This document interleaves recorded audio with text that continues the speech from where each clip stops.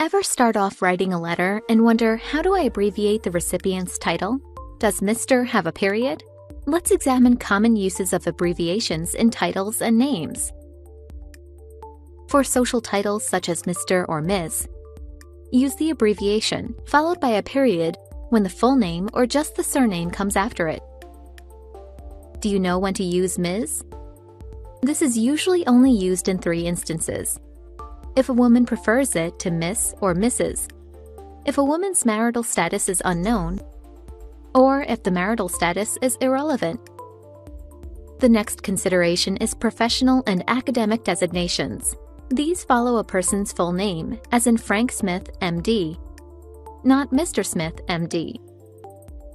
And when a civil or military title is used with just a surname, as in Senator Thorpe, the title must be spelled out. But with full names, you can abbreviate the title. It's also common to abbreviate the names of well-known businesses and organizations, including societies, associations, and government agencies, such as BMW, BBC, and EPA. In addition, you can abbreviate parts of a company's name, with common examples being the abbreviations for company, corporation, and incorporated, co, corp, and inc., respectively.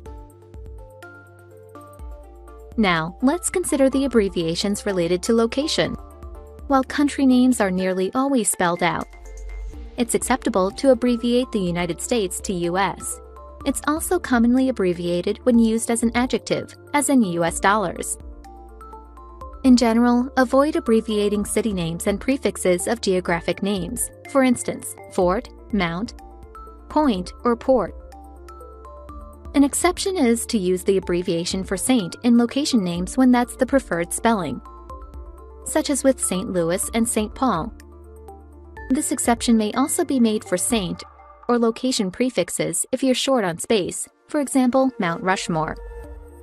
You can also abbreviate a location name in an address on an envelope or a list, for example, Salem, New Hampshire, NH. The next category of abbreviation is time. Use AM with periods for before noon and PM with periods for any time after it. You can also abbreviate time zones such as EST, Eastern Standard Time, or GMT, Greenwich Mean Time. When using abbreviations for units of measure, remember they're the same in both singular and plural. For example, for miles, it would be 1 mi and 10 mi. Certain units of measure are abbreviated using a single letter as a symbol. For example, T for tablespoon, F for Fahrenheit, L for liter, and C for Celsius. If a term of measurement is used as a modifier, add a hyphen between the number and the unit. Those are some common uses of abbreviations. There'll be time when you'll have a word you might not know how to abbreviate. Check the dictionary. It may have a list of commonly used abbreviations. And remember, be consistent in whatever abbreviation you use.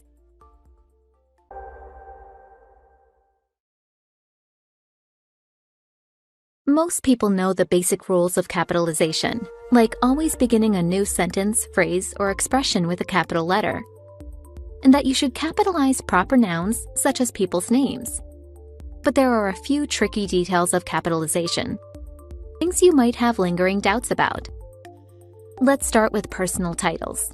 Most of these, whether civil, military, religious, or professional, are capitalized when they come immediately before the name. For example, President Washington.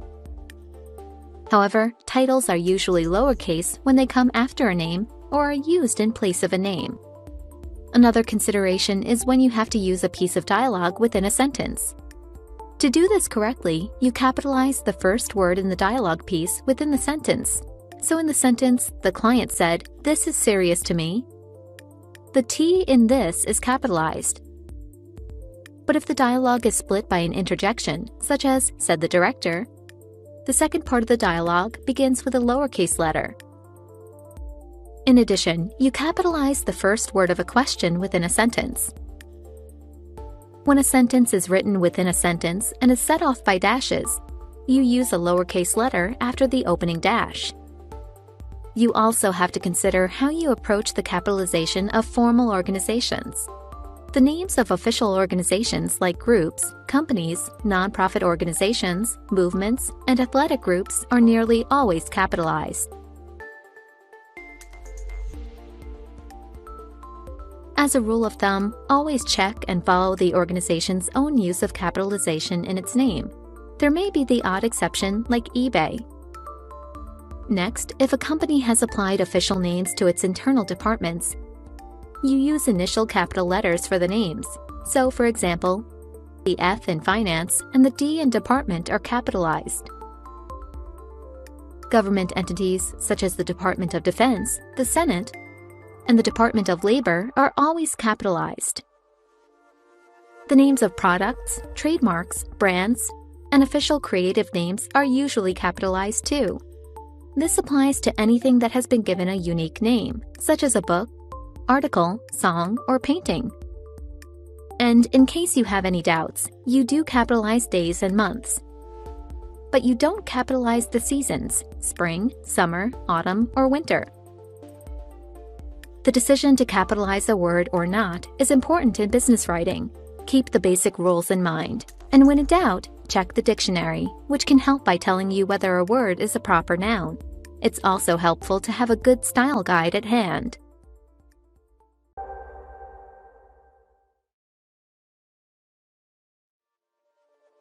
Capitalization in headings is something that often causes confusion. Should you make each word uppercase or just nouns and verbs? And what about capitalizing in lists and with colons? Let's consider some of the rules around these. When capitalizing headings, there are two approaches you can use: title case or sentence case. With title case, you always capitalize the first and last words, as well as any noun, pronoun, verb, adjective, and adverb.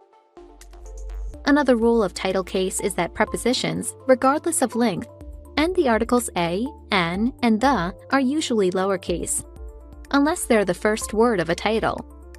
Exceptions of when you do capitalize prepositions are when they're stressed or when they're used as adverbs or adjectives. One other rule for title case: don't capitalize words that are coordinating conjunctions, such as and, but, or, yet, and nor. And you don't capitalize to in infinite verb forms, as in learning to negotiate. With sentence case, on the other hand, you capitalize only the first word in a title, the first word in a subtitle, and any proper noun. Suppose a book chapter is titled Selling Property in Manhattan. It begins with an uppercase letter, and the last word is capitalized because it's a proper name. The headings of the subtitles also begin with uppercase letters. Next, how to capitalize lists. First, let's consider numbered lists. Normally, each list item begins with an uppercase letter. It doesn't matter if list items complete a sentence or not. Then there are unnumbered lists. In this case, list items begin with a lowercase letter when each item continues or completes a sentence. But if a full sentence followed by a colon introduces the list, and the list items are full sentences, you start each list item with an uppercase letter and end it with the appropriate punctuation. So, if you were to rewrite the list header, as a leader, you need to be able to perform specific actions. Then your list items will start with an uppercase letter and end in a period, such as motivate your staff. Another type of list to consider is bulleted lists. Bullets are not part of the grammar of a list. They're visual markers that highlight the start of new items. So capitalization in bulleted lists is the same as in unnumbered lists. Each item starts with a lowercase letter. One other consideration for capitalization has to do with colons. Colons are used to provide information, or several pieces of information, that illustrate or elaborate on what's come before the colon. Usually, these elements are in lowercase, unless it's a proper name. Exceptions are when the colon introduces two or more sentences, or when it introduces a speech within dialogue or an extract. So remember, how you capitalize headings, titles, and lists depends mostly on your choice of case, either title case or sentence case, and consistency is the key.